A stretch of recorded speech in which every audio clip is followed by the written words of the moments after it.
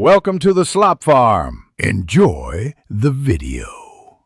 You start by powering the camera and making the physical connections so signals exist. First, attach the correct 12V/24V power adapter to the camera. Wrong polarity prevents video. Next, plug the camera's BNC into the DVR's in port and secure the power lead. Once done, run an Ethernet cable from the DVR's LAN port to your router.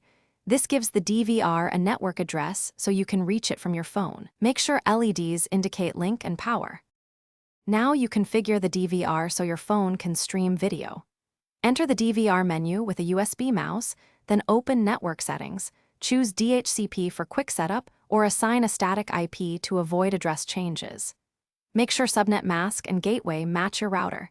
Add DNS if needed.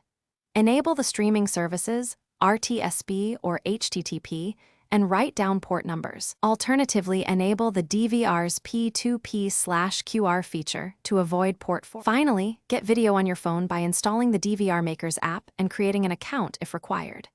Use the app's Add Device Flow. Scan the DVR QR code for P2P, or choose Manual and enter the DVR's IP and streaming port you recorded. Log in with DVR credentials, then open Live View to verify stream and adjust channel names. If you see no video, check power, BNC continuity, router port blocking, and that the DVR's firmware matches the app's requirements.